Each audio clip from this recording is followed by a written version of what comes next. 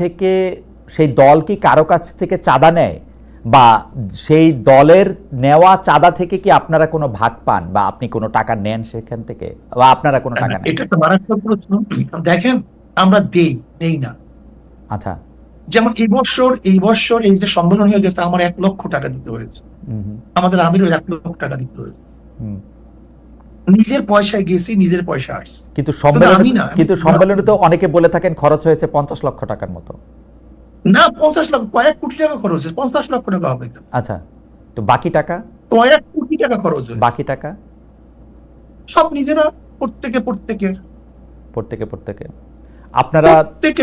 আপনারাও যেমন 1 লাখ টাকা করে দিয়েছেন, তেমন যারা এসেছেন তারাও টাকা দিয়েছেন, তাই তো? প্রত্যেকে টাকা দিয়ে এসছে, আবার নিজেরটা খেয়েছে, নিজের পয়সা চলে গেছে। আচ্ছা, এই চাঁদা এবং ইয়ানত, জি, আচ্ছা আপনি বলেন তো, মসজিদে যখন আমরা নামাজে যাই, জি, আমাদের সামনে কি আসে? একটা বাক্স নিয়ে আসে, রাইট। এই ব্যাপারে আজ পর্যন্ত কাউকে সমালোচনা করে শুনছেন? করেছে কেউ সমালোচনা, মানে হয়তো মানে অন্যভাবে আর কি। জি, গির্জায় টাকা দেয় না, চ্যারিটিতে টাকা দেয় না, দেয়, জি। এই গোটা দুনিয়ার চ্যারিটি চলে কিভাবে? তাই চলে না আমাদের প্রশ্ন। কারণ বাংলাদেশে কেউ কিন্তু এই ব্যাপার শোনেন, আপনি যদি আমার থেকে 10 টাকা দেন, আপনি যদি আমাকে 10 টাকা হাদিয়া দেন, এমনি দেন, আর যদি 10 টাকা আপনার থেকে জোর করে নেই, এই 2 টাকার মধ্যে পার্থক্য আছে। অবশ্যই পার্থক্য আছে। না, পার্থক্যটি এখানে।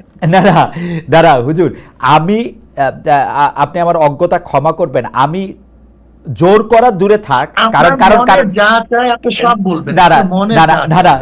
জোর করা দূরে থাক, আমি এরকম বহু লোককে জানি যারা পীর সাহেব চরমনাইকে টাকা দেওয়ার জন্য কিভাবে টাকা দিবেন, কোন ভাবে আপনাদের একটু দেখা পাবেন, তার জন্য তারা এক ধরনের অনেক আমি কি বলবো, পাগল শব্দটা আমি বলতে চাই না, অনেক অস্থিরতার মধ্যে তারা থাকেন। সুতরাং আপনারা জোর করে নেবেন সেটা আমি বলি নাই।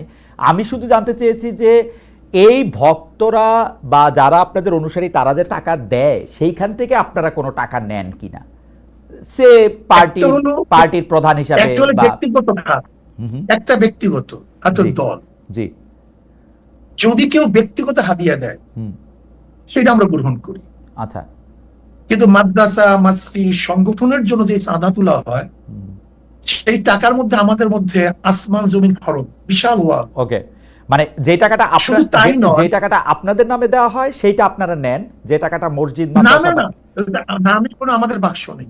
আচ্ছা, যে আমাদেরকে হাদিয়া দেয়, আচ্ছা, মোহাব্বত করে দেয়, আচ্ছা, যেমন সন্তান বাবাকে দেয়, ছাত্র উস্তাদকে দেয়, যেদিকে আমরা প্রেজেন্টেশন বলি, তোহফা বলি, হাদিয়া বলি, এই শব্দগুলি ভিন্ন।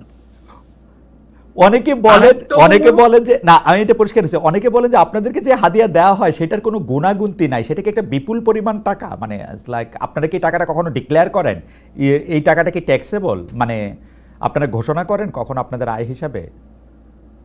না, আমাদের আয় হিসাবে তো আমাদের ঘোষণা করার কিছু নাই। আচ্ছা, আমাদের আয় ঘোষণা করার তো ব্যাপার না। ওকে, যদি এইটা ঘোষণা করার প্রয়োজন থাকতো তাহলে আমরা ঘোষণা করতাম। আচ্ছা, আমাদের যেরকম আয় আছে সেরকম ব্যয় আছে, ওকে, আমাদের খরচও সেইভাবে আছে। ওকে, এখন আমার প্রশ্ন হলো যে আপনাকে যদি কেউ হাদিয়া দেয় সেটাকে সরকারকে জানাতে হবে কিনা, ধরে নেন অল অফার, বা আপনাকে জানাতে হবে কিনা। ওকে, আমি এই ব্যাপারে পরিষ্কার। আমরা এখানে আরেকটা কথা বলি, এই যে চরমোনাই মাহফিল হয়, জি, এই চরমোনাই মাহফিলের সমস্ত খরচ মাহফিলের মাদ্রাসার, সমস্ত আয় মাদ্রাসার, এখান থেকে আচ্ছা, সব মাদ্রাসা, ওকে, এখান থেকে আমাদের এক পয়সা কানা করি আমরা নেইও না, বরং কোনো সন্দেহ যদি হয় সেটা মাদ্রাসা আমরা দান করি। আচ্ছা, পরের প্রসঙ্গে আসি। 5 আগস্টে পট পরিবর্তনের পরে অনেকেই পরিবারতন্ত্রের বিরুদ্ধে সোচ্চার, কারণ তারা মনে করছেন ফেসিবাদ কায়েমের পেছনে পরিবারতন্ত্রের ভূমিকা রয়েছে। একটি দলে একই ব্যক্তি যাতে দীর্ঘদিন নেতৃত্বে না থাকেন, যিনি প্রধানমন্ত্রী হবেন তিনি যাতে আবার দলীয় প্রধান না হন, সেই বিষয়টি নিয়ে কথা বলছে এনসিপি, এমনকি জামায়াতও।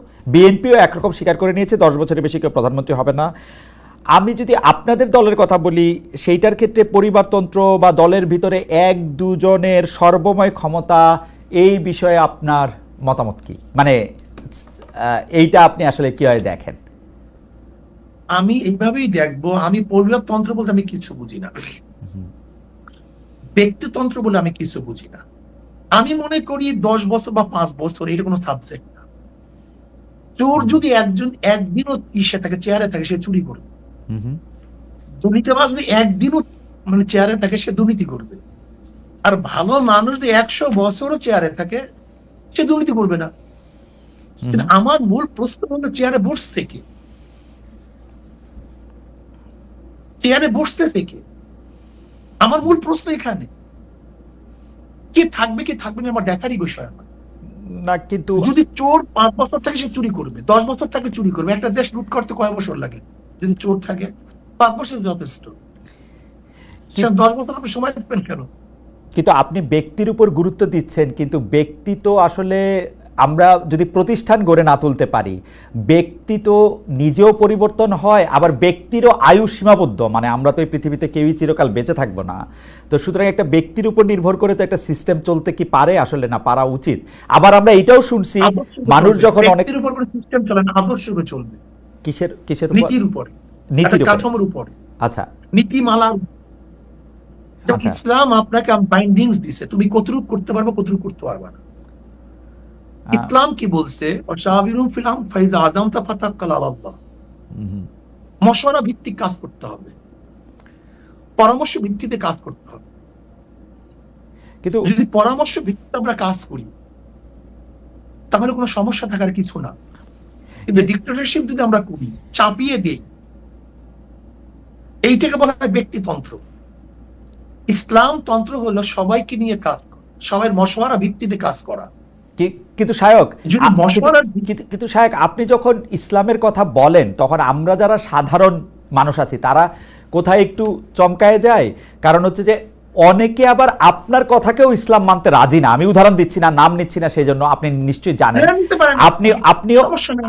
আপনিও অনেকের ইসলামকে আসলে ঠিক সঠিক পথে পরিচালিত সেটা আপনি মানেন না। তো সেই ক্ষেত্রে কোন ইসলাম বা কোন পন্থা বা কোন আদর্শ গাইডলাইন হবে, সেটা কি আসলে আমরা বলতে পারবো? মানে কোরআন সুন্নাহ। আচ্ছা, কিন্তু কোরআন সুন্নাহ তো আমাদের মূল সমস্যা। আমি একটু কথা বলি, জি মিনিট। দেখেন, ইসলামের মানদণ্ড শরিয়াত। এই যে শরিয়াতের কথা শুনলে আমরা ভয় পাই। শরিয়াত, আপনারা অনেকেই বলেন, আমি দেখছি টকশোর মধ্যে শরিয়া আইন বাস্তব। আপনারা একদিন প্রশ্ন করছেন কাকে যেন, আমি শুনছি, দেখছি, যে আপনি শরিয়া আইন বাস্তবায়ন করবেন কিনা। আসলে শরিয়া আইন বাস্তবায়ন করার মাধ্যমে তো মানুষের ফায়দা। শরিয়া শব্দের অর্থ, শরিয়া শব্দের অর্থ আইন, আইন প্রণয়ন করা, আইন বাস্তবায়ন করা। শরিয়া শব্দের অর্থ রাস্তা। ওকে, তার মানে হলো একজন মানুষকে সুপথে চলার জন্য, তাকে বাঁচাবার জন্য যে পদ্ধতি, পন্থা, প্রক্রিয়া গ্রহণ করা হয়, সেইটা তো শরিয়া। শরিয়ার ভিত্তি কি হবে? ভিত্তি হবে কোরআন, সুন্নাহ, ইজমা, কিয়াস। এই চারটি হলো মূল ভিত্তি। এই 4 ভিত্তির উপরে যদি আপনি চলতে পারেন, তাহলে কোনো জায়গায় সংঘাত নাই, সমস্যা নাই। না কিন্তু হুজুর, কিন্তু শায়েক প্রবলেমটা কোথায় আমি আপনাকে বলি। প্রবলেমটা হচ্ছে, আপনি যে কথা বলতেছেন সেই কথার সূত্র ধরে, সেই কোরআন সুন্নাহ এবং সেই শরিয়ার কথা ধরে, ধরেন ইজমা কিয়াসের সূত্র ধরে আমাকে জামাতে ইসলামীর একজন আলেম, জামাতে ইসলামীর আকীদা বিশ্বাস করেন বা জামাতে ইসলামের রাজনীতি বিশ্বাস করেন, এরকম আলেম বলছেন যে তিনি বা তারা যে ফতোয়াটা দিতেছেন, তারা যে পথটা দেখাচ্ছেন, সেটাই পথ। এবং যেই পথ দেখে আমি বলতেছি, যেই পথ দেখে আপনি বলতেছেন, যদি জামায়াত ক্ষমতায় যায়, প্রথম কওমি মাদ্রাসা বন্ধ করবে, এটা তাদের ফার্স্ট টার্গেট। এই জামাত যেখানে সেখানে লাগবে, যেখানে ইসলাম ধ্বংস হয়ে যাবে। আমি পাশাপাশি আরো বলতে পারি, আমি রাজনৈতিক দল ধরে বললাম, আপনি জানেন মাওলানা আব্দুর রাজ্জাক আরেক ধরনের কথা। তখন আমরা কোথায় যাব আর কি, সেটা যদি বলতেন। বলতে পারেন, কোনো সমস্যা নেই। কিন্তু শায়েক, আমরা যদি এই জায়গার মধ্যে থাকি, তাহলে আমরা আসলে আরেকটু বিভেদের মধ্যে পড়বো কিনা। শুনতে পাচ্ছেন? জি, আমি এখন শুনতে পাচ্ছি। জি বলেন। না, যে দেখেন, আমরা যখন মতনৈক্য করি, যেমন ধরে নেন আপনার সাথে আমরা জমি নিয়ে দ্বন্দ্ব, হতেই পারে, কিন্তু তখন দরকার কি দলিলের। ঠিক আপনার সাথে আমার কোনো একটা মতনৈক্য হতেই পারে, ইসলাম নিয়ে আমি বলে আমি সঠিক, আপনি বলে আপনি সঠিক, এটা আমি আশ্চর্য হওয়ার কিছু নেই। কিন্তু তখন আসবে দলিলের, যার দলিল শক্তিশালী তার কথা সঠিক, আর যার দলিল দুর্বল তার কথা দুর্বল। কাজে এখন সেই বহস আমি যাব না, রাইট এখন সেই বহসের জায়গা না, রাইট আমি তো মূল ভিত্তি বললাম আর কি। রাইট, মূল ভিত্তি দলিল। ওকে হ্যাঁ, মূল ওকে ওকে ওকে ওকে কিন্তু আমরা একদিন আপনার কাছে আলাদা করে শুনবো, আজকে সেটার জায়গা না। মানে দলিলও যে সাবজেক্ট টু ইন্টারপ্রিটেশন, ওইটার আমরা কি করব? ধরেন আপনার ইন্টারপ্রিটেশন আর আরেকজনের ইন্টারপ্রিটেশন একই দলিলের যে আলাদা হইতেছে, সেইটারও আমরা আসলে কি করব? কারণ হচ্ছে যে এর জন্য যে যেটা মানবে, যে যেটা মানবে, যে যেটা মানবে। ওকে, যেমন কেউ যদি এফ এ মানে আর আর এস মানে, হ্যাঁ সিএস মানে, তখন আমরা বলবো এখন বিএস হয়েছে তুমি বিএস মানো। ওকে, ঠিক আছে। সিএসআরএস এবং বিএস দিয়ে সুন্দর উদাহরণ দিয়েছেন। আমরা একটু পরবর্তী প্রসঙ্গে আসি।